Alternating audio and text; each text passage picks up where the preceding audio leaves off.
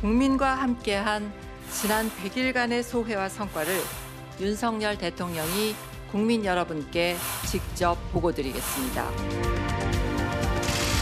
안녕하세요. 안녕하세요. 여러분 반갑습니다. 도어 스태핑으로 뵙다가 이렇게 마주 앉게 됐습니다. 시작도 국민, 방향도 국민, 목표도 국민이라고 하는 것을 그동안 국민 여러분의 응원도 있고 따끔한 질책도 있었습니다. 제가 탈원전 폐기를 선언하고 소주성과 같은 잘못된 경제 정책을 폐기했습니다. 감사합니다. 이제 질문을 받으시겠습니다.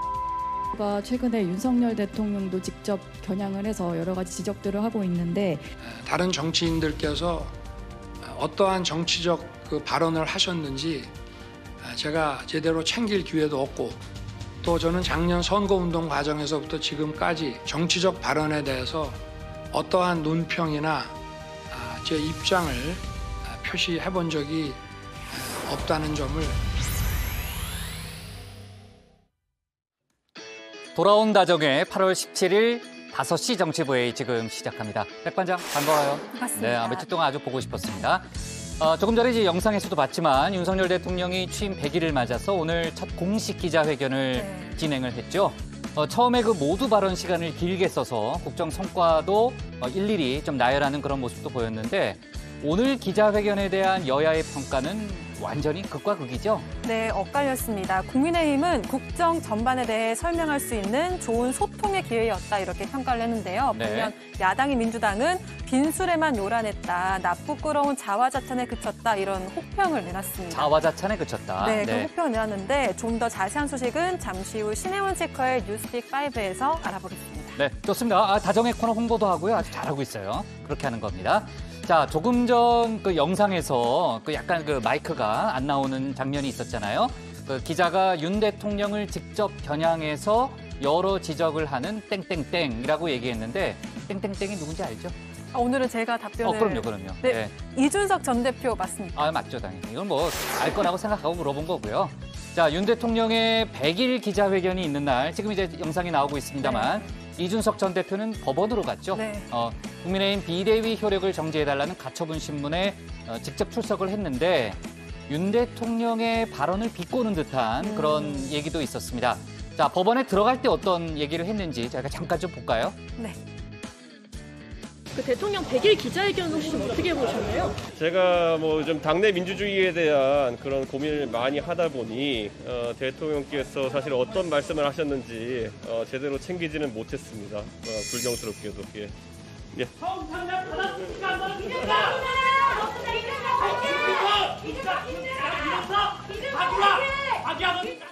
네. 네, 이준석 전 대표는 자신에 대한 부정적인 발언에 대해서는 이렇게 절대로 참지 않는 모습을 보였는데요. 윤 대통령의 한 발언을 그대로 되갚은 그런 발언이네요. 네. 오늘 법원에 오기 전까지도 장외 여론전을 이어가는데 윤핵관을 겨냥해서는 이런 말을 남기기도 했습니다. 아, 그래요? 네, 이제는 제가 여쭤볼 텐데요. 국장 어떤 빈칸에 어떤 말이 들어갈까요? 오늘 뉴스가 많은데 그냥 얘기해주면 안 돼요? 네, 제가 정답 알려드리면 호환마마. 가 들어갑니다. 전염병이나 재앙 등 두려움의 대명사죠. 자, 옛날에 많이 썼던 그런 표현이잖아요. 호랑이나 전염병을 좀 일컫는 말인데, 그러니까 두려움의 대명사라는 그런 표현이네요. 네, 호환마마를 썼는데 국민의힘 내에서는 현재 상황을 만든 이들에게 자신의 복귀가 아마 호환마마보다 더 무서울 거다 이렇게 얘기를 한 겁니다. 윤핵관을 지칭한 거네요. 네, 그러면서 윤석열 정부를 성공시키지 않으면 자신이 돌아와서 그분들을 심판하러 올 것이다 이렇게 경고를 했습니다. 네, 자, 좋습니다. 가처분 신문이 조금 전 끝났고 아마 결론이 오늘 나오진 않는다고 하는데 아마 이르면 내일쯤 법원의 판단이 나올 걸로 보입니다. 전 자리로 들어가서 회의 준비할게요. 네.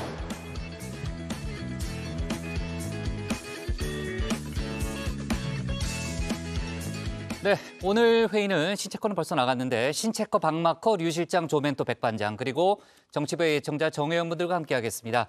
오늘 회의도 정치권의 주요 이슈들을 모아서 쉽고 생생하게 전할 건데요. 오늘 뉴스가 많습니다. 큰 뉴스가 많기 때문에 속도도 좀 내야 될 것 같고 회의 중에 백다혜 소통반장이 정혜연들의 의견도 소개할 예정인데 백반장 반가웠어요. 그동안 계속 회의는 보고 있었죠? 그럼요. 열심히 챙겨봤습니다. 정회원분들의 댓글도 제가 다 이렇게 챙기고 있었는데요. 그러니까 오늘 백반장 나온다고 알려주신 범블비님 고맙습니다. 또 그리고 그림자 미녀 지니님께서는 댓글 읽기 힘들었나 봐요, 백반장이라고 말씀해 주셨는데 절대 아닙니다. 정의원분들과 함께하는 소통은 정치부 회의에 너무나 소중하고 즐거운 시간이고요.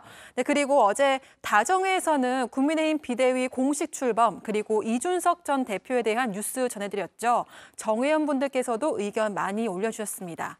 LIEL님께서는 윤핵관이 그대로 있는데 비대위원장 뽑는다고 개선될 게 없다 이렇게 말씀을 해주셨고요. 바람님께서는 대통령 세력으로 정부와 당을 꾸리는 건 자연스럽고 당연한 거다. 평가는 국민들이 선거로 하면 되는 거고 그게 민주주의다라는 의견 주셨습니다. 네, 오늘은 이준석 전 대표의 비대위 정지 가처분 신청 인용되어야 할까 기각되어야 할까에 대해서 여러분의 생각 들어볼 예정인데요. 유튜브에서 정치부 회의 실시간을 검색하시고 댓글로 올려주시면 함께 얘기 나눠보겠습니다. 오늘도 많은 참여 부탁드리겠습니다. 네, 정의원분들의 의견 이따가 다시 한번 좀 들어보는 걸로 하고요. 자, 빨리 가겠습니다. 신혜원의 뉴스픽 5부터 오늘의 정치부 회의 출발하겠습니다.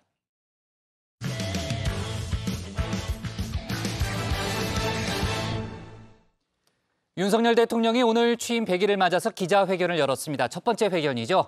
국민들의 따끔한 질책을 들었고 분골 쇄신하겠다는 의지를 드러냈지만 구체적인 해법까지는 언급하지 않았습니다.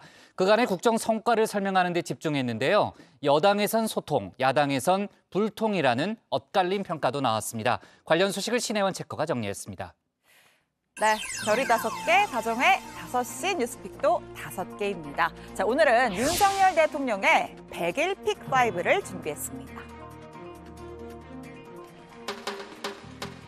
나처럼 큰맘 먹고 너를 위해서 같은 돈 모두 털어 선물을 샀어. 어떤 걸 좋아할지 모르겠지만 그래도 네 마음에 들었으면 좋겠어. 그게 나는 것처럼 너를 지켜줄 거야. 오늘을 기념하려 우리 만난 지 100일째 날. 네, 픽 제목부터 살펴보겠습니다. 자, 저부터 분골 쇄신과 떠나간 이유, 그리고 담대한 부상, 정치권 반응인 소통 대 불통, 마지막은 국정조사 이렇게 잡았습니다. 자, 취임 100일 대통령에게 듣는다. 용산 대통령실 브리핑룸에 마련된 연단위에 윤석열 대통령이 사뭇 긴장된 표정으로 등장했습니다.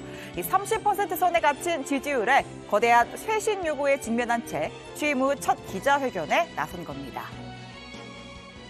여러분 반갑습니다. 도어스태핑으로 뵙다가 이렇게 마주 앉게 됐습니다. 앞으로 여러분께서 취재하시는데 더 불편이 없도록 잘 챙기겠습니다. 자, 이어서 본격적인 모두 발언입니다. 문득 회견의 실시간 시청률이 좀 궁금해지는데요.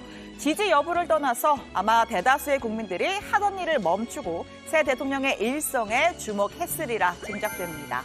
자, 20분간 이어진 모두 발언, 그 시작과 끝은 반성과 변화에 방점이 찍혔습니다.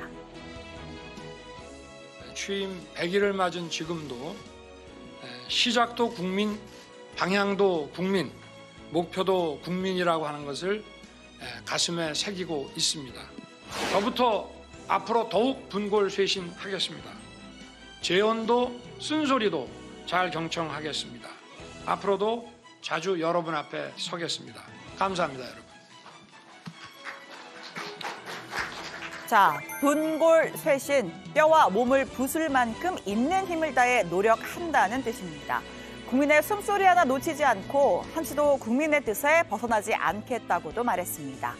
다만 시작과 끝을 제외한 나머지 90%에 해당하는 모두 발언에서 어떤 변화와 쇄신을 보여줄지에 대한 언급은 없었습니다.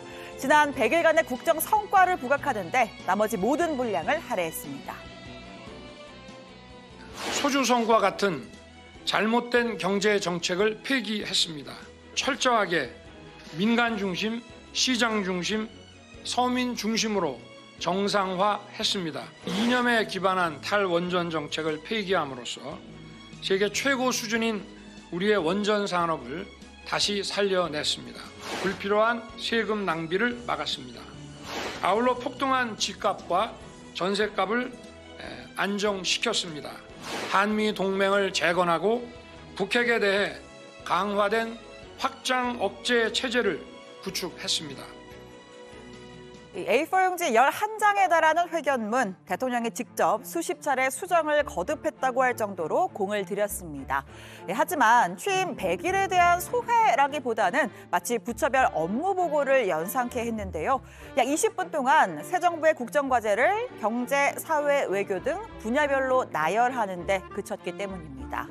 자, 문득 이번 회견의 목적에 대해 생각해보게 됩니다. 흔히 말하는 이벤트나 소위 쇼통을 선호하지 않는 윤 대통령의 성향 때문에 100일 날에도 별도의 행사를 열지 않을 거란 관측이 우세했었죠. 일이 중요하지 무슨 한 달 되고 100일 되고 한다고 해서 거기에 무슨 특별한 의미를 둘 필요가 있냐. 하지만 이 국민과 소통할 수 있는 기회를 흘려보낼 수 없다는 판단, 또 이날을 기점으로 국정 동력에 반전을 꾀할 수 있다는 판단하에 기자회견을 열기로 결정했을 겁니다. 자, 그렇다면 회견에는 정확한 진단과 그에 따른 맞춤형 처방이 담겨 있어야 했지 않을까요? 조사 결과 모든 영역에서 부정이 긍정평가를 앞서는 걸로 나왔습니다. 장관 및 대통령실 인사의 경우 부정평가가 73.4%로 긍정평가보다 3배 이상 높았습니다. 이어서 국민통합과 갈등 해소 69.4%, 직무태도와 국민소통 방식 66.2%, 공정과 정의 62.8%. 네, 두 번째 100일 픽으로 가죠. 떠나간 이유입니다. 자, 모두 발언에 이어서 이제 메인 이벤트라고 할 수 있는 질의응답이 시작됐습니다. 보통은 자유로운 질의응답이라고 해도 사전에 질문지를 미리 취합하거나 질문 순서 정도는 정해놓는 경우가 비일비재한데요.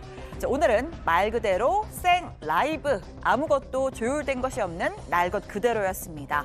민감한 건 좀 빼달라 질문 영역을 제한하지도 않았고요.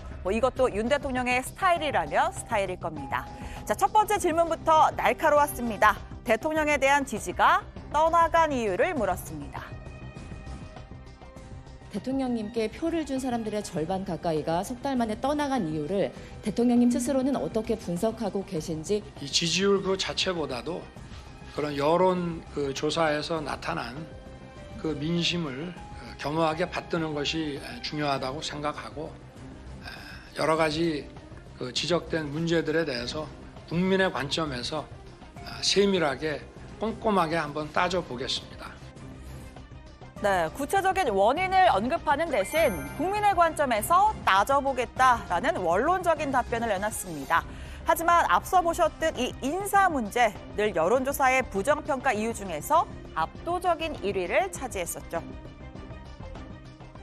그 인사 쇄신이라고 하는 것은 국민의 민생을 꼼꼼하게 받들기 위해서 아주 치밀하게 점검을 해야 되는 것이지, 지지율 반등이라고 하는 그런 그 정치적 목적을 가지고 해서는 저는 안 된다고 생각하고, 제가 지금부터 벌써 시작을 했습니다마는 그동안에 우리 대통령실부터 어디에 문제가 있었는지 지금 짚어보고 있습니다. 이미 쇄신 작업이 시작됐다는 설명입니다. 어제 이 만 5세 입학 정책 혼선을 물어 대통령실 교육비서관을 교체한 것, 반대로 홍보 라인에는 화력을 보강하는 작업이 진행 중인 걸 시사한 걸로 보입니다. 다만 이를 과연 군골 쇄신이라고 할 만한 변화로 볼 수 있는지에 대해선 물음표가 달립니다. 네, 조금 껄끄러우실 수도 있을 질문인 것 같은데 좀 드려야 할 것 같아서 드립니다. 이준석 전 대표가 최근에 윤석열 대통령도 직접 겨냥을 해서 여러 가지 지적들을 하고 있는데, 네, 윤 대통령으로선 가장 껄끄럽고 또 난감할 수 있는 질문입니다. 집권 여당 대표에 대한 당 차원의 징계, 그 과정에서 노출된 대통령의 내부 총질 문자와 비대위 전환까지 끊임없이 계속되는 국민의힘 내홍은 윤 대통령 지지율의 분명 악재인데요. 민생 안정과 국민의 안전에 매진을 하다 보니 다른 정치인들께서 어떠한 정치적 그 발언을 하셨는지 제가 제대로 챙길 기회도 없고 또 지금까지 다른 정치인들의 정치적 발언에 대해서 어떠한 논평이나 제 입장을 표시해 본 적이 없다는 점을 좀 생각해 주시기를 바라겠습니다. 네, 질의응답 중 처음으로 말을 확연히 아끼는 모습이었습니다. 이 대표의 발언을 정확히 알지 못한다, 또 정치적 발언에는 논평하지 않는다면서 즉답을 피한 건데요. 자, 물론 공개 석상에서 논평한 적은 없지만 의도치 않게 노출된 그 내부 총질 문자에 담긴 대통령의 속뜻은 꽤나 명확해 보였습니다. 그 대통령 100일 기자회견 혹시 좀 어떻게 보셨나요? 제가 뭐 좀 당내 민주주의에 대한 그런 고민을 많이 하다 보니 대통령께서 사실 어떤 말씀을 하셨는지 제대로 챙기지는 못했습니다. 불경스럽게도. 예. 비대위 가처분 신문에 출석한 이준석 전 대표, 윤 대통령이 쓴 표현을 그대로 빌려와 비꼬았습니다. 돌아올 수 없는 강을 건너도 한 100km는 건넌 듯한데요. 이 소식은 조익식 멘토의 정치 인싸에서 더 짚어보겠습니다. 자, 세 번째 100일 픽입니다. 담대한 구상입니다. 이 정무적인 질문 외에도 노동정책, 주거정책, 또 앞으로의 한일 관계 등 외교 분야까지 다양한 질문이 쏟아졌습니다. 그중에서도 윤 대통령의 대북 로드맵인 담대한 구상 문제를 짚어보겠습니다. 먼저 다 비핵화를 시켜라. 그럼 우리가 그 다음에 한다. 이런 뜻이 아니고 그런 확고한 의지만 보여주면 거기에 따라 우리가 할 수 있는 일들을 다 도와주겠다는 얘기이기 때문에 우리 정부는 북한 그 지역에 어떤 무리한 또는 힘에 의한 그런 현상 변경은 전혀 원하지 않습니다. 제일 중요한 것은 남북 간의 지속 가능한 평화의 정착이고 보여주기식 남북 정상회담 등의 정치적 쇼는 하지 않겠다. 다만 북한이 확고한 비핵화 의지를 보인다면 적극적으로 도울 용의가 있다는 설명입니다. 광복절 경축사에서 대규모 식량 공급, 의료 인프라 현대화, 금융 지원 프로그램 등을 거론했었는데요. 자, 공교롭게도 북한은 오늘 새벽 순항미사일 2발을 서해상으로 발사했습니다. 한미 연합연습인 을지자유의 방패가 어제 시작된 데 대한 반발로 풀이됐는데 공교롭게도 윤 대통령 취임 100일과 겹친 상황이 됐습니다. 물론 그 점까지도 의도했을지도 모르겠습니다. 대통령실은 김성한 국가안보실장을 주재로 안보 상황 점검 회의를 열고 군 대비 태세를 점검했습니다. 자, 네 번째 100일 픽, 정치권 반응이죠. 소통 대 불통입니다. 기자회견에 대한 여야의 반응, 소통 대 불통 나뉘었습니다. 당연히 국민의힘이 소통, 민주당이 불통에 방점을 찍었겠죠. 국정 전반에 관해서 국민들이나 언론이 궁금해하는 부분에 대해서 자세한 설명이 있었다. 저는 그렇게 보고 있습니다. 국민의 요구를 거부하면서 국민을 위한다고 말하는 것은 새빨간 거짓말이고 국민을 기만하는 것임을 분명하게 지적합니다. 국민의힘은 100일간 추진해온 주요 국정과제를 소상히 설명했다면서 국민들의 응원과 질책 모두를 겸허하게 마음속에 새길 것이라 평가했습니다. 반대로 민주당의 논평에선 무대책, 무능, 무책임의 산무, 불공정, 불통, 불안의 삼불정부라는 표현이 등장했는데요. 차라리 이런 표현이 더 나을 수도 있을 것으로 보입니다. 우상호 비대위원장은 이렇게 말했습니다. 대통령 100일 취임날을 어떻게 보셨는지. 제가 지금 말씀하신 이 당원당규 개정안 논의하느라고 못 봤습니다. 자, 마지막 100일 픽은 국정조사입니다. 자, 대통령실을 향한 민주당의 총공세, 이번에는 국정조사 카드입니다. 대통령 집무실 및 관저 이전, 그리고 대통령실 사적 채용 의혹에 대한 진상규명을 하겠다면서 국정조사 요구서를 제출했습니다. 민주당 소속 169명과 민주당 출신 무소속, 그리고 기본소득당 용해인 의원 등 175명이 서명했습니다. 그리고 김건희 여사와 이 회사 직원이라든지 전 대학원 동기라든지 이런 대통령 부부와의 개인적 친분에 의한 이런 참 불공정한 이런 사적 채용 의혹도 담겨 있습니다. 네, 민주당이 정의당에도 참여를 제안했지만 불발됐는데요. 정의당 측은 이 관련 의혹 진상규명의 필요성에는 공감하지만 국정조사보다는 국회 운영위 등 상임위 차원에서 따져보는 게 우선이라고 판단했다고 설명했습니다. 자, 윤 대통령 취임 100일 특집 100일 픽5는 여기까지입니다. 들어가서 정치권 반응 더 살펴보고요. 바로 가겠습니다. 네. 자, 지난 100일 동안 많은 일들이 있었습니다. 뭐 지지율을 깎아먹은 여러 가지 이제 일들이 있었는데 저희가 줌인에서 이제 관련된 얘기 좀 해보도록 하고요. 오늘 윤 대통령은 더 낮은 자세로 국민 속으로 가겠다는 점을 강조를 했습니다.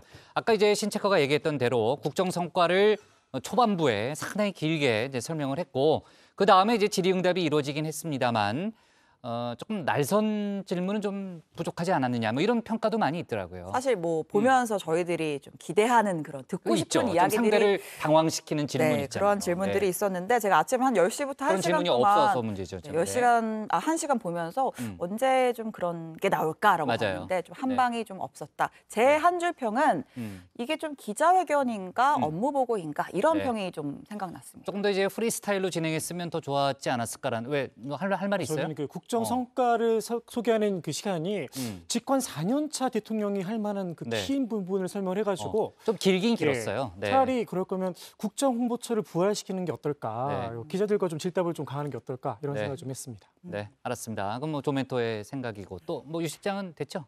네. 바쁘죠. 뭐 본인 뭐 준비하는 게 있는 모양이네. 자, 좋아요.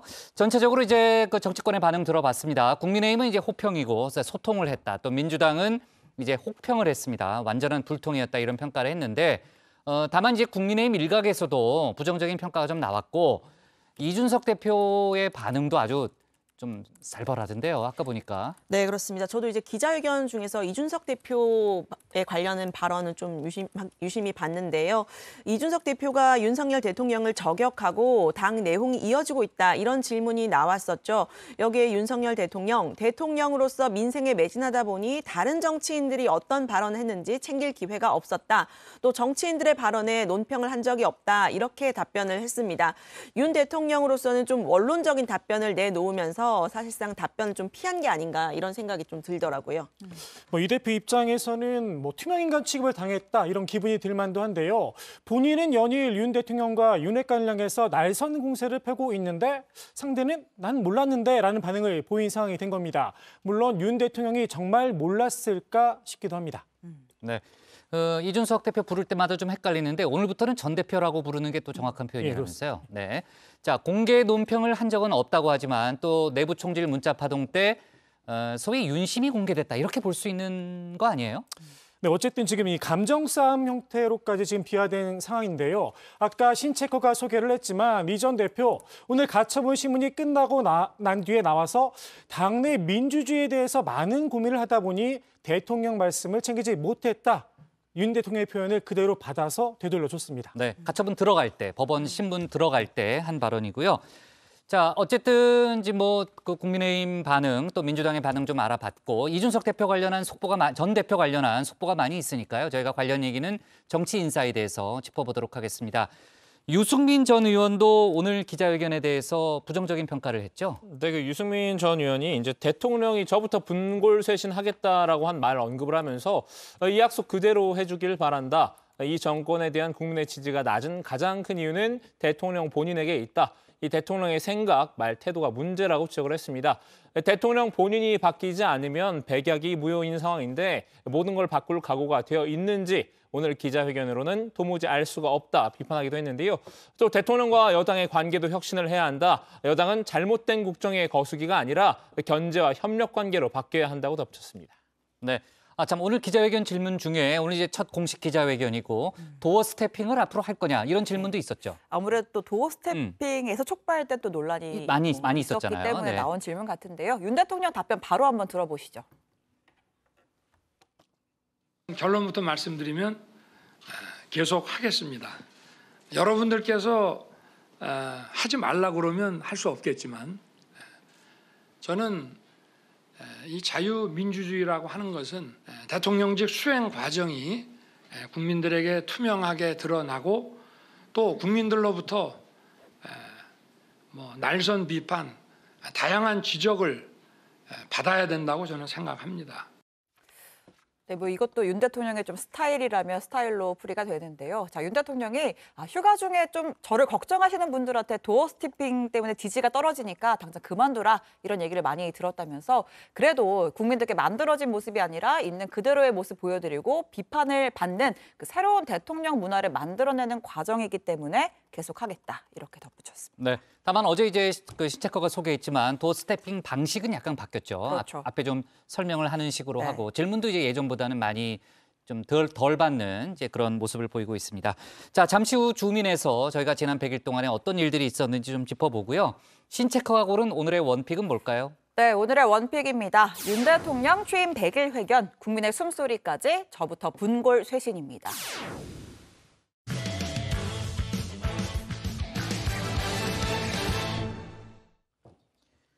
윤석열 대통령이 지난 100일 만족스럽지 못한 성적표를 받아들었죠. 50%대로 출발한 지지율은 20%대까지 떨어졌는데요. 인사 실패와 집권 여당의 내홍, 정책 혼선 등이 그 요인으로 꼽힙니다. 박주루 마커가 지난 100일을 정리해봤습니다. 자유민주주의는 평화를 만들어내고 평화는 자유를 지켜줍니다. 그리고 평화는 자유와 인권의 가치를 존중하는 국제사회와의 연대에 의해 보장됩니다. 자유와 평화, 공정 등 보편적인 가치를 강조하며 야심차게 닻을 올렸던 윤석열 정부. 지난 100일의 항해는 순탄치 않았습니다. 이 국정 운영의 3대 축인 대통령과 정부 그리고 여당의 실책이 이어졌죠. 한국 갤럽 조사 기준 취임 초 50%대였던 윤 대통령의 지지율은 20%대로 곤두박질 쳤는데요. 어제 발표된 JTBC 여론조사 결과에서도 지지율은 20%대를 기록했습니다. 눈여겨볼 건 지난 대선에서 윤 대통령에게 표를 던졌던 유권자들의 응답인데요. 이들 가운데서도 38.8%, 한마디로 10명 중 4명꼴로 윤 대통령이 잘 못했다고 답했습니다. 기존 지지층의 이탈이 뚜렷한 건데요. 이렇게 허니문은커녕 지지율 반등의 기미조차 보이지 않을 정도로 부정평가가 높은 이유는 뭘까요? 윤 대통령의 직무 수행을 부정적으로 평가한 이유를 물었더니 전반적으로 못한다고 답한 응답이 21.2%였고 이어서 인사가 17.5%로 2위였습니다. 국정운영 무능 및 경험과 자질 부족, 독단적과 일방적이란 답변도 뒤를 이었습니다. 오늘 주민은 지지율 하락을 불러온 윤석열 정부의 자책골을 정리해볼까 하는데요. 모두 4가지를 꼽아 줌픽 4로 꾸려봤습니다. 인사 실패, 국내임 내홍, 김건희 리스크, 그리고 정책 혼선인데요. 이 4가지 결정적 실책 위에 윤 대통령의 실언까지 얹어지면서 지지율 데드크로스가 일어났다는 게 정치권의 대체적인 분석입니다. 원인은 언론이 잘 아시지 않습니까? 그 원인을 잘 알면은 어느 정부나 잘 해결했겠죠. 열심히 노력하는 것뿐입니다. 자, 먼저 첫 번째 픽. 인사 실패부터 줌인해 보겠습니다. 네, 우리 인사 원칙은 적재적소에 유능한 인물을 쓰는 원칙입니다. 국민의힘이 6일 지방선거에서 큰 승리를 거두고도 그 이후부터 윤 대통령의 지지율은 계속 하락세였죠. 무엇보다 검찰 출신의 편중 인사가 반감을 불러왔기 때문인데요. 검찰 출신을 대통령실과 내각, 사정기관 요직에 두루 배치한 결과입니다.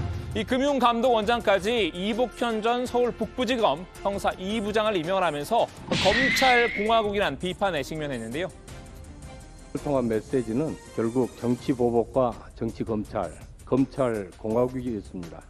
윤석열 사단을 주요 요직에 전면 배치하고 반대 세력은 가차없이 숙청했습니다. 여기에 장관 후보자들의 도덕성 등 자질 논란도 기름을 부었습니다. 윤 대통령은 이 능력 우선주의를 내세우면서 반대 여론에도 임명을 강행했습니다. 전문성과 역량이 저는 가장 중요하다고 보고 우리 정부에서는 그런 점에서는 빈틈없이 사람을 발탁했다고 저는 자부하고 전 정부에 비교할 바는 아니라고 생각합니다. 그리고 도덕성 면에서도 전 정부에서 밀어붙인 인사들을 보면은 비교가 전 될 수 없다고 봅니다. 임명됐다가 30여일 만에 물러난 박순애 전 사회부총리 겸 교육부 장관 사례가 대표적인데요. 이 음주운전 이력 등이 문제가 됐지만 돌아온 윤 대통령의 답은 이거였죠. 전 정권에 지명된 장관 중에 이렇게 훌륭한 사람 봤어요? 지난달 10일에는 이 송옥렬 공정거래위원장 후보자의 자진 사퇴도 이 설상가상이었는데요. 교수 재직 시 학생들과 식사 자리에서 이 성희롱 발언이 도마 위에 올랐기 때문입니다. 가격이 없다거나 문제가 생긴다고 그래도 저는 사실은 담담하게 받아들이자고 속으로는 생각하고 있습니다. 흔히 말하는 낙마 네, 그런 부분들까지도 저는 생각을 하고 있고요. 두 번째 에픽으로 넘어가겠습니다. 네, 국민의힘 내홍입니다. 이준석 전 대표와 윤핵관 사이의 갈등인데요. 이 배현진 전 최고위원과 공개 해석상에서 다툰 건 양측 사이의 갈등의 골이 얼마나 깊은지 여실히 보여준 장면이었죠.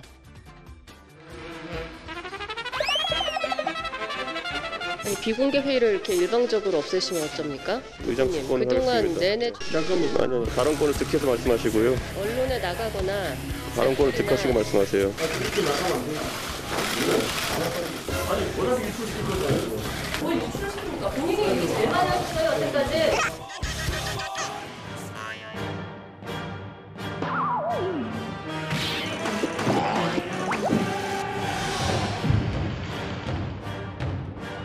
이 전 대표가 이 성상납 증거 인멸 의혹으로 당 윤리위의 징계까지 받으면서 갈등은 절정으로 치닫는 듯 했는데요.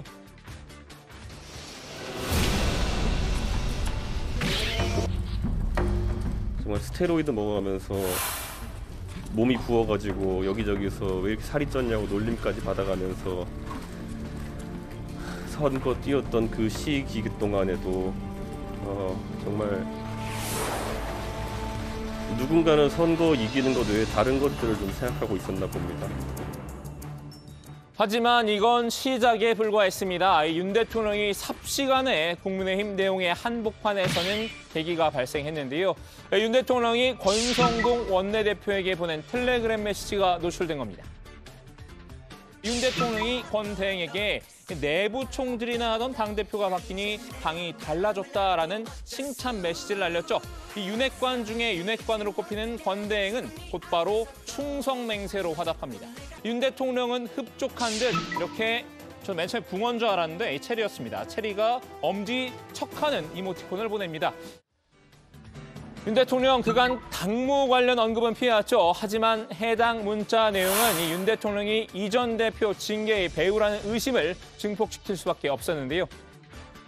대통령으로서 늘 제가 말씀을 드렸지만 당무에 대해서 어떤 언급을 하는 것이 적절하지 않고 하여튼 그 당의 의원과 모든 당원들이 힘을 합쳐서 이 어려움을 조속히 잘 극복해 나갈 것을 기대하고 있습니다. 해당 내용이 공개된 후 국민의힘은 이 전 대표 축출을 위한 속도전에 나섰습니다. 이 사퇴를 선언했던 최고위원들이 회의에 참석을 해서 당을 비상 상황으로 규정하는 데 투표를 했는데요. 당이 서둘러 비대위 체제로 전환하면서 이 전 대표는 이 당원권 정지가 풀린 이후에도 대표로 돌아갈 길이 막히게 됐죠. 이 전 대표는 여기에 반발해서 법원에 비대위의 효력을 정지하는 가처분 신청을 냈습니다. 윤 대통령을 비롯해서 당내 친윤계와 전면전을 펼치는 양상입니다. 물론 가장 놀라운 것은 그 메시지에서 대통령과 원내대표라는 권력자들이 그들 사이에서 씹어돌렸던 그 씹어돌림의 대상이 되었던 저에게 어떤 사람도 그 상황에 대한 해명이나 사과를 하지 않았던 것입니다. 이것은 인간적인 비극입니다. 이로써 윤 대통령 지지율은 7월 4주 이 30%대가 붕괴된 뒤에 3주째 지금 20%대에 머물고 있는 상황이죠. 윤 대통령은 이 관련 질문에는 계속 답을 회피하고 있는데요. 이 도어 스태핑에서도 오늘 100일 회견에서도 관련 질문에는 명확한 답을 내놓지 않았습니다. 대통령으로서 민생 안정과 국민의 안전에 매진을 하다 보니 다른 정치인들께서 어떠한 정치적 그 발언을 하셨는지 제가 제대로 챙길 기회도 없고 또 저는 작년 선거운동 과정에서부터 지금까지 다른 정치인들의 정치적 발언에 대해서 어떠한 논평이나 제 입장을 표시해 본 적이 없다는 점을 생각해 주시기를 바라겠습니다. 윤 대통령의 이런 선택적 소통 일찍이 예견된 일이기도 했습니다. 지난 5월 당시 박병석 국회의장을 접견한 자리에서 이 박 의장이 예상 밖의 질문이 나오면 어떻게 하느냐고 물었죠. 윤 대통령은 그냥 지나간다라고 답했는데요. 실제로 그 말을 실천 중이기도 합니다. 장관 말씀하셨는데 관전평 지금까지 어떠세요? 만족하고 계세요? 그리고 도어 스태핑 질문은 2개씩만 앞으로도 받으실 계획이세요? 적극적인 소통. 다른 질문 없으세요? 세 번째 픽은 김건희 리스크입니다. 지난 100일 동안 김건희 여사를 둘러싼 논란은 끊임없었는데요. 김 여사 관련 논란이 극에 달했던 순간은 지난달 초 나토 정상회담 직후입니다. 이 나토 순방에 동행한 김 여사의 수행원이 문제가 됐죠. 김 여사의 나토 일정을 동행한 이가 윤 대통령 최측근인 이원모 인사비서관의 배우자 신모 씨였다는 사실이 확인된 겁니다. 한 나라의 대통령 사모님 부인께서 공식적인 수행원이 아닌 지인을 수행원으로 등록해서 가서 대동하고 공무를 받다. 이것은 국가의 기강에 관한 문제 아니겠어요? 정상회담으로 가는 그 비행기 안에서는 온갖 극비일들이 다뤄지는데 이렇게 등록되지 않은 신원조회도 하지 않은 이런 개인 민간인을 지인이라고 해서 등록해서 데리고 갔다? 이 부속실을 차라리 만드시는 게 낫고요. 이미 지난 6월 이 김 여사의 봉하마을 방문 일정에 지인이 동행한 게 드러나면서 여론이 악화된 상황이었는데요. 또다시 비슷한 논란이 일면서 윤 대통령의 입은 타격은 한층 더 컸습니다. 김 여사는 이 일을 계기로 자맹에 들어갔지만 그 기간 또 다른 의혹이 불거졌는데요. 그런데 이 와중에 새로운 의혹이 추가됐습니다. 김 여사의 코바나 컨텐츠를 후원했던 업체가 대통령의 관저를 공사를 맡았는데 그 과정에 문제가 있었다는 겁니다. 수의 계약을 따내는 과정에서 나라 장터에 유장, 허위 입찰한 정황이 추가로 드러났습니다. 업체 이름을 가명으로 표기하고 공사 지역도 용산이 아닌 세종특별자치시로 허위 명시한 것입니다. 실무자 단순 실수라고 믿기엔 비리 의혹의 구린내가 용궁에 진동합니다. 대통령 관저 공사를 맡은 업체를 선정하는 과정에서 김 여사 관련 업체에 특혜를 줬다는 의혹입니다. 애초 취임 초반 여권에서도 이런 리스크를 우려해서 김 여사를 공적으로 관리하는 제2부속실을 설치해야 한다는 목소리가 나왔었는데요. 문제는 대통령이 좀 약간 강한 좀 강박이 좀 있어요. 공약은 반드시 지켜야 된다. 그래서 저는 좀 우리 당 내에서도 제2부속실 전담 조직을 두지 않으면 계속해서 팬클럽 이야기 나오고 그리고 민생이 굉장히 고통스러운데 그러니까요. 뭐 자기 부인 하나 제대로 못 챙기냐 이런 이야기가 나올 수밖에 없거든요. 하지만 이 제2부속실을 다시 만들자는 의견에 대한 윤 대통령의 대답은 이거였습니다. 모르겠습니다. 저 어떻게 대통령 처음 해보는 거기 때문에. 자, 이제 마지막 픽인데요. 정책 혼선입니다. 사실 1번 픽인 인사 실패와도 관련 있는 주제입니다. 이 교육부의 취학 연령 만 5세 하향 정책 추진이 대표적인 사례인데요. 영유아 교육을 강화하는 유보 통합을 추진하고 1년 일찍 초등학교에 진입하는 학제 개편 방안에 대해 본격적인 논의를 시작하겠습니다. 하지만 정부의 급작스러운 학제 개편 예고에 교육계와 학부모들은 크게 반발했는데요. 이 박 전 장관은 시민단체 간담회에서 수모를 겪기도 했습니다. 이미 낳은 아이들도 이미 자라고 있는 아이들도 불행하다고 하면 학교를 다니고 있는데 지금 펼쳐져 있는 문제 하나 해결하지 못하시면서 장관님이 제가 위로받으려고 하는 게 아니에요. 네. 국가 책임교육 아무리 말하면 뭐합니까? 실현되지 못하고 있는데 아무도 부모들이 그것을 체감하지 못하고 있는데 만약에 정말로 이 정책이 아니라고 한다면 정책은 폐기될 수 있다고도 생각을 합니다. 여기에 외국어 고등학교 폐지 방침도 갑자기 발표가 되면서 성남 민심은 더욱 들끓었죠. 정부는 급히 정책 백지화로 방향을 틀었는데요. 이 중대한 변화가 예상되는 학제 개편을 아무런 논의 없이 불쑥 발표한 뒤 논란이 되자 다시 결정을 뒤집는 이 오락가락 대응의 졸속 행정이란 비난이 쏟아졌습니다. 연이은 실축은 끝내 박 전 장관의 사퇴로까지 이어졌습니다. 국민 여러분, 오늘 저는 부총리 겸 교육부 장관직을 사퇴하고자 합니다. 학제 개편 등 모든 논란의 책임은 저에게 있으며 제 불찰입니다. 우리 아이들의 더 나은 미래를 기원합니다. 자, 오늘은 이렇게 윤석열 정부의 지난 100일 자책골의 순간들을 되돌아봤는데요. 이 준픽4 제목 정리는 보국장에게 맡기도록 하겠습니다. 지금까지 박준호의 준픽4였습니다. 네, 자 앞서 저희가 뉴스픽에서 오늘 기자회견 내용을 정리했는데 윤 대통령이 이제 저부터 분골 쇄신하겠다라는 얘기도 했고 더 국민 속으로 들어가겠다라는 그런 얘기를 했죠. 지난 100일을 정리해봤는데 앞으로 어떻게 달라질지 저희가 좀 내일부터 또 신혜원 체커에게 제가 또 임무를 맡길 테니까 잘 분석을 해보도록 하겠습니다. 자, 윤석열 정부가 추진하려고 했던 개혁 정책 가운데 노동개혁 또 연금개혁도 있잖아요. 그 얘기 잠깐 좀 해볼게요. 지난 100일 동안의 추진 상황이 어떤가요? 네, 일단 이정식 고용노동부 장관은 지난 6월에 주 52시간제를 비롯한 현행 근로시간제도 또 호봉제로 대표되는 현행 임금체제를 개편하겠다 이런 구상을 공개한 바가 있죠. 현재는 주 단위로 관리하는 연장 근로시간을 노사 합의를 거쳐서 월 단위로 관리할 수 있도록 하고 또 연공을 토대로 정해지는 이 호봉제를 직무와 성과급제로 전환하겠다 이런 것이 골자였습니다. 하지만 이 노동계가 강하게 반발하면서 현재는 공전 중입니다. 이 전문가들로 구성된 미래노동시장연구회는 지난달부터 이 정부의 이 같은 구상을 토대로 구체적인 개편 방안을 논의하고 있는데요. 연구회는 이달 11월쯤 제도 개선 방안을 정부에 제시할 예정입니다. 반면 노동계는 이 주 52시간제 개편이 사실상 주 52시간제 무력화 시도라고 주장을 하면서 이 저지투쟁에 나서겠다고 벼르고 있습니다. 네. 자, 연금 개혁을 이끌 주무부서 보건복지부잖아요. 지금 이제 장관이 공석 중입니다. 정책 추진이 현재로서는 좀 어려운 상황 아니에요? 네, 국민연금 기금이 한 35년 뒤쯤에 소진될 것으로 예측이 되고 있는데요.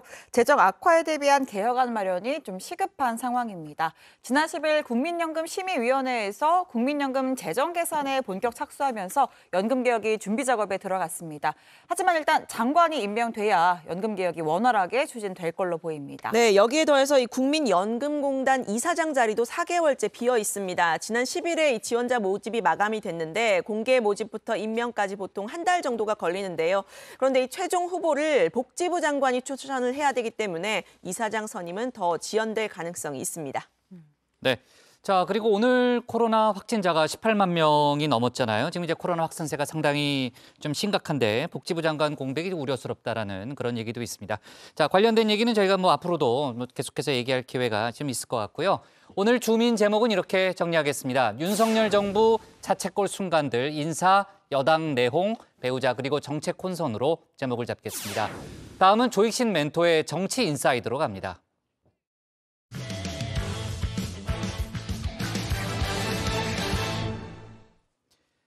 국민의힘 이준석 전 대표가 연일 윤석열 대통령과 윤 핵관들에게 날을 세우고 있죠. 이 전 대표의 발언 강도가 세다는 평가도 나오는데요. 정치권에서는 이른바 싸가지론도 제기가 됐습니다. 이 전 대표는 오늘 자신이 제기한 가처분 사건의 신문에 직접 참석도 했는데 관련 내용을 정치 인사이드에서 짚어봅니다.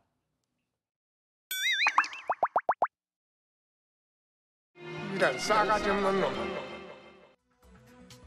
주호영 비대위 출범에 거세게 반발하고 있죠. 대표 직함을 잃게 된 이준석 전 대표. 기자회견에 이어 대대적인 여론전에 나섰는데요. 싸움의 기술에서 이 전 대표가 윤핵관들보다 한 수 위라는 게 대체적인 평가입니다. 그 윤핵관이라는 분들이 도대체 뭘 어떻게 하려고 비상 상황을 선언하고 윤석열 찍어내기를 했는지 그러니까 한마디로 보면 제3자 시각에서 보면 이겨먹지도 못할 거. 아니 이게 싸움의 기술에 상대가 안 돼요. 이준석한테. 다만 이 전 대표가 시전한 초식. 기존 정치권에선 보기 힘든 살초에 가까웠다는 지적도 나오는데요. 한마디로 싸가지가 없다는 겁니다. 이준석 대표가 기자회견 그 자체가 기자회견 이후가 이제 소위 말하는 해당 행위예요. 네. 그것이 해당 행위가 돼버린 겁니다. 지금은. 네. 그래서 이준석 대표가 했는 말 중에서 예. 소위 보수 정당의 가치의 변화 뭐 이런 부분들은 조금 우리가 기대하며 들을 필요가 있지만은 표현을 그렇게 얘기하는 것은 싸가지가 없다. 특히 윤석열 대통령을 겨냥한 이 발언이 문제가 됐습니다. 돌이켜보면은 양의 머리를 흔들면서 개고기를 가장 열심히 팔았고 가장 잘 팔았던 사람은 바로 저였습니다. 윤 대통령을 개고기에 비유한 거 아니냐 당장 비판의 목소리가 나왔는데요. 이 전 대표는 그저 비유일 뿐이라고 해명을 했죠. 표리부동과 같은 뜻이라면서 말입니다. 글쎄요, 그럼 굳이 왜 표리부동 대신 양두구육이란 표현을 썼나 싶기도 합니다. 본인이 토사구팽을 당했다, 개고기 신세가 된 걸 염두에 둔 걸까요? 일부에선 이 전 대표가 고기 성애자가 아니냐 이런 이야기까지 나왔습니다. 정말 고기 성애자가 아닌가 이런 생각이 듭니다. 왜 그러냐? 예. 입당 전에는 솥값을 제대로 쳐받으려면 빨리 들어와라. 네. 안 그러면 싸구려 유구 취급을 받는다. 무슨 사람을 이렇게 소 취급을 하고 거기다가 개고기 어쩌고저쩌고 하고. 그러니까 윤석열 대통령 후보에게 온갖 모욕과 치욕을 다 안겼던 선거운동이다. 윤 대통령 입장에선 소나 개, 축생 취급을 당한 건데요. 이 전 대표의 솥값 비유, 안철수 의원 그리고 김종인 전 비대위원장도 피해가지는 못했습니다. 그래서 국민의당이라는 당의 전력의 99.9%는 안철수 대표입니다. 새정치라는 키워드 이런 것들에 대해서는 아주 후한 값을 쳐드릴 용의가 있습니다. 속값을 후하게 쳐드린다. 이 김종인 위원장을 영입하려면 속값을 쳐주는 정도가 아니라 모든 걸 더 얹어서 드려야 될 겁니다. 프리미엄 다 얹어야 됩니다. 이제. 이 전 대표 측에선 싸가지 없다는 비판을 카타르시스라고 맞받았는데요. 많은 분들이 이준석 대표에게 지지를 보내는 이유 중에 하나가 그 이준석의 싸가지 없으면서 카타르시스를 느끼기 때문이라고 생각하거든요. 그 스타성이 있는 거죠. 이 전 대표의 스타성, 앞서 정진석 부의장과 충돌에서도 발휘가 됐었죠. 도대체 5선이라는 게 무슨 권위라는 거냐라는 지금의 세태를 반영한 말이라고 생각합니다. 겸양의 덕이라고 하는 정치인이 무릇 갖춰야 될 기본 자질이 더 이상 필요 없다고 생각하는 사람들이 있는 것이고. 다만 이번 상대는 대한민국의 대통령입니다. 야권에서도 발언이 너무 독하다는 지적이 나왔습니다. 금도를 넘어섰다는 겁니다. 우리 동양적, 한국적 사고에서는 대통령한테 금도 지켜야 된다. 그러니까 용산을 향해서 대포만 쏘지 미사일 쏘지 마라 했는데 기자회견에서 미사일 쏴버리잖아요. 사실 싸가지론 원조는 따로 있죠. 옳은 말을 뭐 싸가지 없이도 한다 뭐 이런 비판도 당내에서도 받았는데 그 뒤로 본인이 확 변했잖아요. 장관을 하면서 변하고 특히 썰전 나오면서 엄청나게 변해서 지금은 보수층 가운데에서도 윤시민 작가를 굉장히 좋아하는 분들이 많잖아요. 그러니까 언어를 순화해서. 다만 유시민 작가와 달리 이 전 대표에겐 싸가지 없다는 말 앞에 꼬리표가 하나 더 붙었습니다. 어리다라는 전제 말입니다. 시베리아 허스키 같은 놈, 어른한테 반말을 해? 아예 대놓고 어린아이 취급을 하고 있죠. 내일 모레면 나이 40인데 공식적인 기자회견에서 그렇게 막 울고 이렇게 찔찔 짜고 이런 게 과연 이 거대 여당의 집권 여당의 대표였던 사람이 할 일인가. 그래서 이 백화점 가서 막 떼쓰는 아이는 잠깐 이렇게 엄마가 사라져주는 것도 그것도 약입니다. 그럼 울지도 않아요. 얼른 저기 엄마 찾아 나섭니다.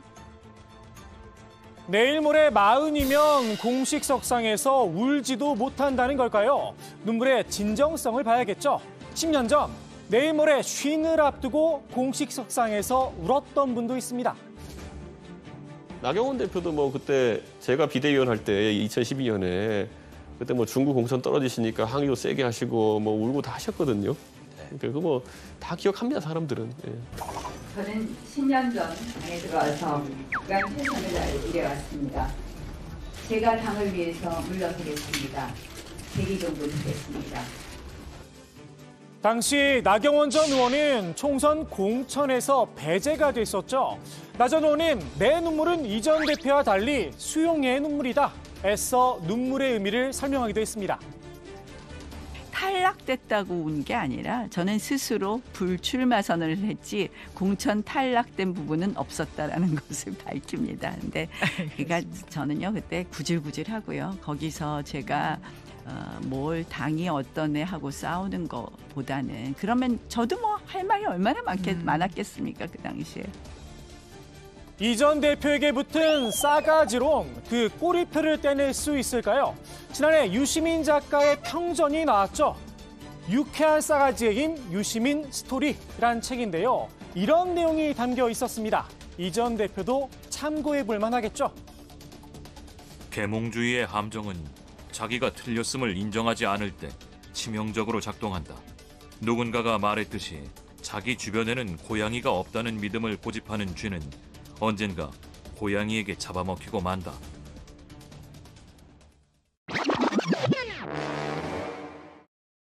돌이켜보면 첫 출발은 이제 이준석 대표에게 흠이 있다고 윤리위원회가 개최된 것부터 시작된다고 봐야 하겠습니다.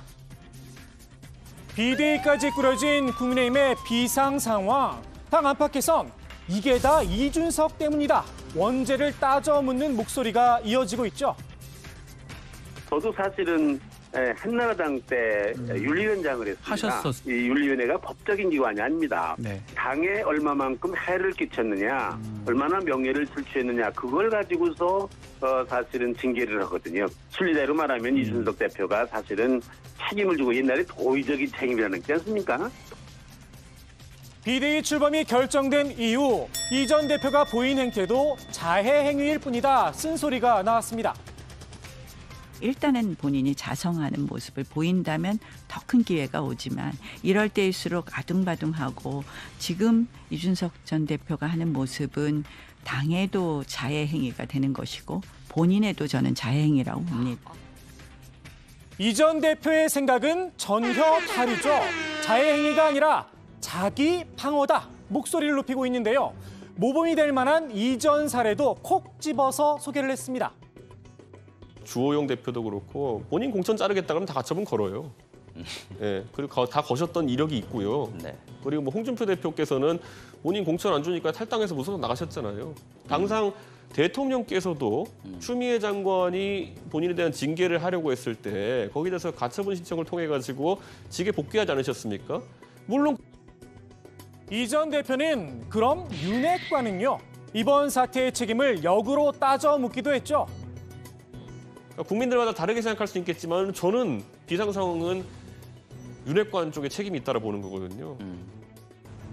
윤핵관 책임의 중심, 이른바 체리 따봉을 받은 권성동 원내대표가 있습니다. 권 원내대표, 당 내역의 책임을 지고 물러나야 하는 게 아니냐 비판의 목소리가 잇따르고 있죠. 본인도 부담이 됐는지 어제 의원총회에서 재신임을 물었는데요. 일단 재신임을 받는 데는 성공했습니다. 그런데 이 과정이 조금 탐탁지가 않습니다. 재신임 과정에서 그 재신임 과정에 참여한 의원의 숫자가 너무 적은 게 아니냐 이런 말이 나와서요. 어제 참석한 의원 중에 몇 명 정도가 찬성했는지 저도 그 확인하는 과정을 봤는데 찬성 반대 몇 표를 공개하지 말자고 미리 이야기를 했습니다. 근데 찬성 쪽표가 훨씬 두껍고 높았고 몇 표인지는 정확히 그 개표에 참여한 사람조차도 저는 정확히 파악을 못할 거라고 봅니다. 어제 재신임 투표 국민의힘 의원 115명 가운데 62명만 참여를 했다고 하죠. 전체 의원 가운데 절반 정도만 투표에 나선 겁니다. 게다가 찬성표가 얼마나 나왔는지 숫자 파악도 안 된다라. 설마 전체 의원 숫자를 기준으로 과반을 넘지 못한 건 아니겠죠.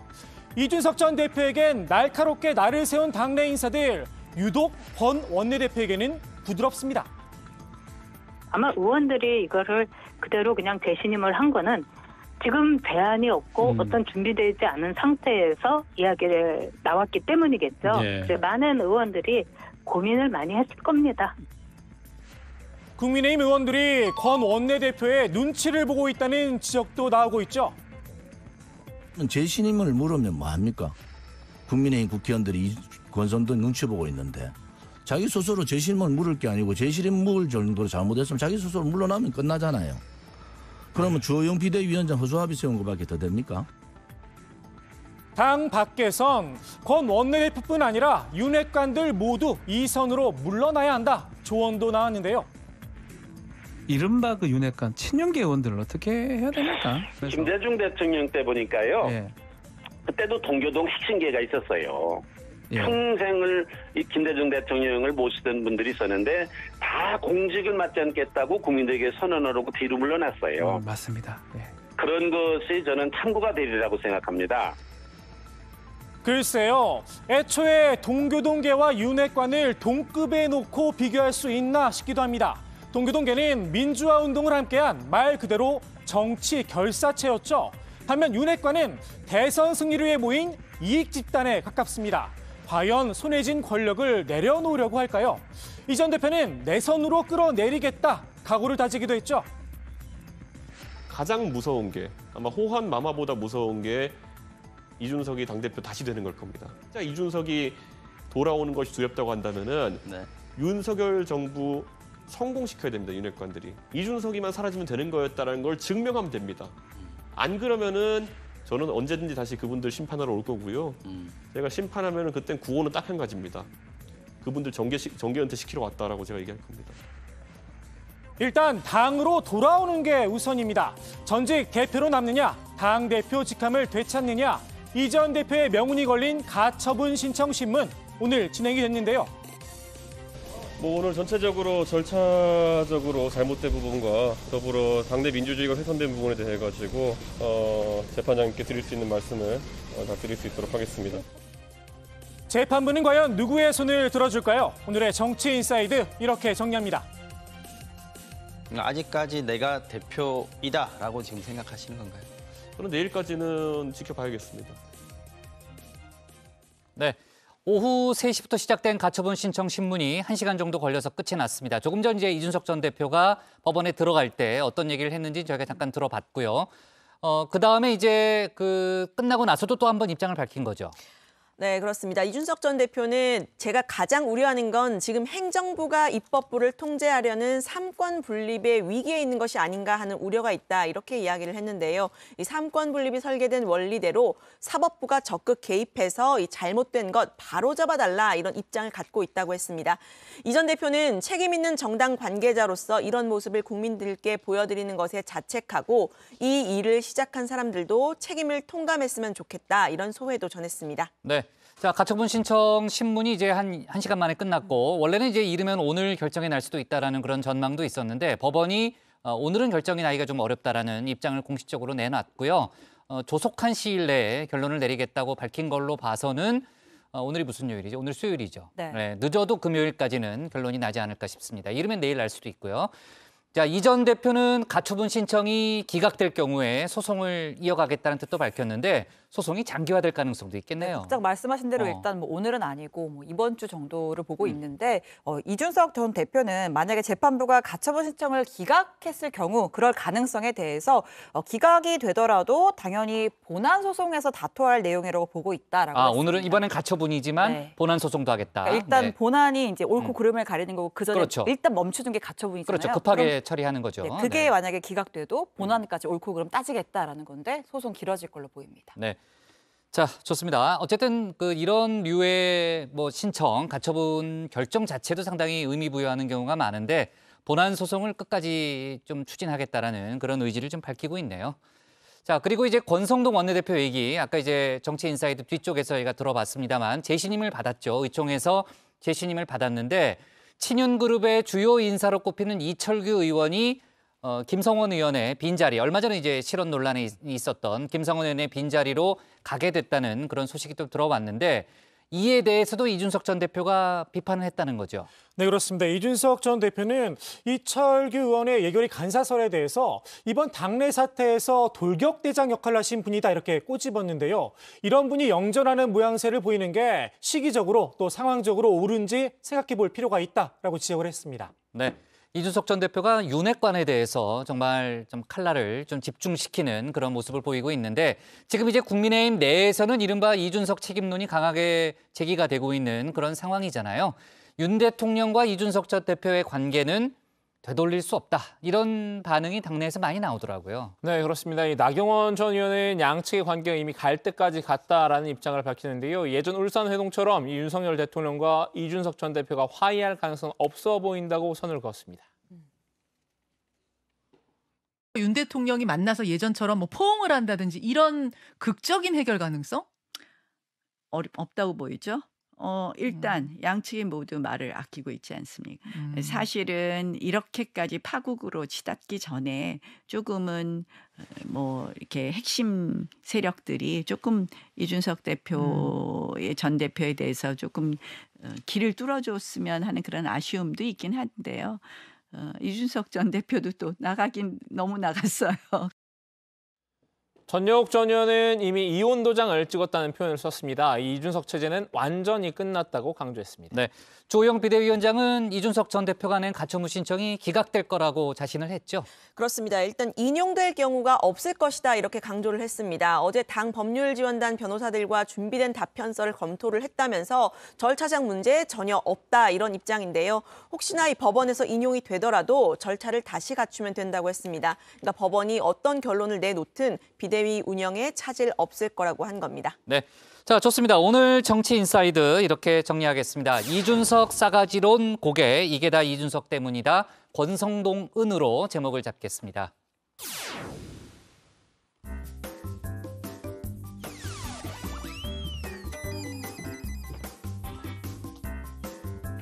네, 안녕하세요. 정치부회의의 소통 시간 응답하라 다정회입니다.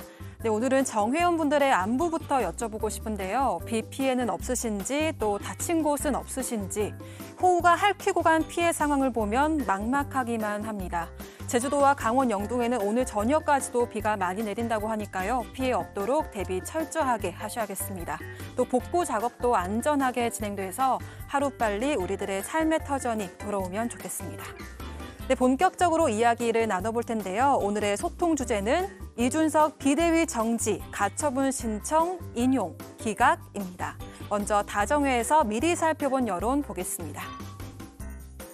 네, 두 의견 모두 비유적인 표현을 사용하셨는데요. YSK님께서는 거대한 한강을 거슬러 오르려고 무리수를 두느냐, 못 건너면 강물에 빠진다는 것을 알아야 한다라는 의견 주셨습니다.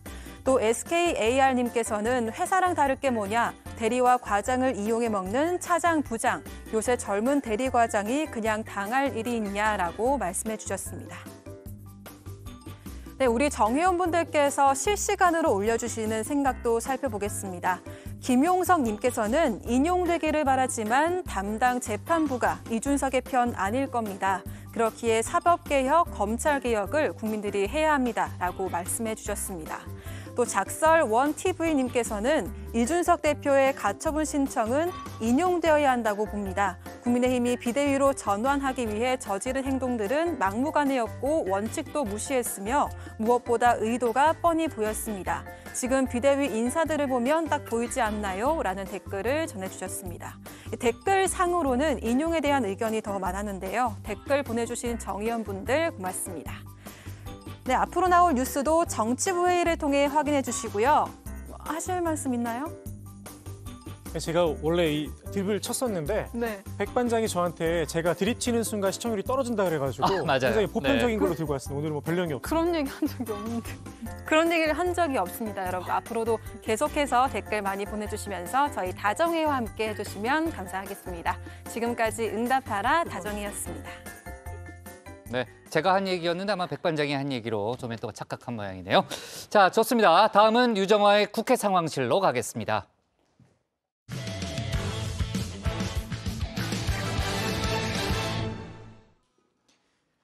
민주당이 기소가 될 경우 당직을 정지하도록 한 당헌 80조를 개정하지 않기로 했습니다. 오늘 비대위의 결정인데요. 이재명 방탄용이 아니냐, 사당하냐는 논란을 일단 비껴가게 됐습니다. 관련 내용을 국회 상황실에서 짚어봅니다. 기소될 경우에는 그 조치를 할 수 있다는 것 자체가 저는 이 검찰공화국의 야당 침탈 루트가 될 수 있다라고 판단한다. 저는 무죄 추정의 원칙도 그렇고 검찰공화국이라고 하는 현재 이 엄혹한 상황도 그렇게 해서 유죄 판결을 날 경우 하는 게 저는 맞다고 생각합니다. 야당 침탈의 루트라뇨. 그 문재인 대통령이 당대표 시절에 야당 침탈의 루트를 뚫어놨다? 이렇게 생각할 수 있어서는 안 된다고 저는 생각합니다. 우리 국민들하고 당원들에게 자랑스러운 민주당, 도덕적 정치적으로 떳떳한 민주당이 되겠다는 것 아닙니까? 네, 이렇게 개정을 할 거냐 말 거냐 논란이 됐던 민주당 당헌 80조. 개정을 하자는 친명계에서는요, 지금의 검찰공화국에서 기소 여부에 당직이 좌우되는 게 맞느냐 주장을 했고요. 유지를 하자는 비명계에서는 원래부터 이 야당 시절에 만들어진 당규다.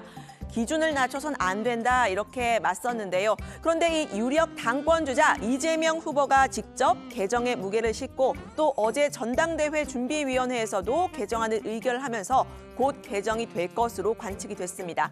다정회에서도 매일 이 문제를 다뤘었죠. 그런데 여기서 뜻밖의 진실이 폭로가 됐습니다. 80년생 조익실 멘토, 이 빠른 80, 79년생과 함께 학교를 다녔다는 겁니다. 네, 조멘토가 이제 80이니까 이제 80이라는 힌트를 준 것 같은데, 근데 박맞고 힌트가 좀 틀렸습니다. 네, 조멘토는 빠른 80이기 때문에 엄밀히 79라고 70년대생이라고 봐야 한다는 거. 79로 봐야 네, 되는군요. 어쨌든 뭐 80을 기반으로 해서 뭐 문제를 풀자면 뭐 당헌 80조 아니겠습니까? 네, 이렇게 의문의 일패를 당한 조멘토, 저와의 세대차는 다시 한 번 더 드러난 셈인데요. 아무튼 이 논란의 민주당 당헌 80조 말이죠. 오늘 개정이 아니라 유지를 하는 쪽으로 결론이 났습니다. 민주당 비상대책위원회가 정확히는 80조 1항을 유지하기로 한 겁니다. 더불어민주당 비대위는 그 당헌 제80조의 1항은 그대로 유지하기로 의결하였습니다. 사무총장은 뇌물과 불법 정치자금 수수 등 부정부패와 관련된 법 위반 혐의로 기소된 각급 당직자의 직무를 기소와 동시에 정지하고 각급 윤리심판원에 조사를 요청할 수 있다라고 되어 있습니다. 네, 이 당헌 80조 1항이요. 다시 한번 보시면 당직자의 직무, 기소와 동시에 정지한다. 이 문구에서 이 기소를 하급심 유죄라고 바꾸려고 했다가 다시 기소로 그대로 두기로 한 겁니다. 검찰이 기소를 하면 원칙적으로 당직 정지가 되는 거고요. 대신에 80조 3항은 개정을 해서 예외를 뒀습니다. 정치 탄압 등 부당한 이유가 있을 때는 이 중앙당 윤리심판원의 의결을 거쳐서 징계 처분을 취소할 수 있다라고 되어 있는데, 이 중앙당 윤리심판원 당무위로 바꾸기로 한 겁니다. 윤리심판원은요, 국민의힘으로 치면 이준석 전 대표에게 징계를 내렸던 윤리위원회를 뜻하는데요. 당 내에 있지만 독립적인 기구입니다. 반면에 이 당무위는 당 대표가 위원장을 맡는 당무 집행기구인데요. 기소로 당직이 정지될 경우에 당내 기구에서 판단을 한 번 더 받을 수 있도록 한 조치입니다. 당헌 80조 1항이 유지가 된 이유, 당내에서부터 반발이 이어졌기 때문이죠. 초재선 의원들의 반대는 물론이고 3선 의원 일부는 긴급 간담회도 열었습니다.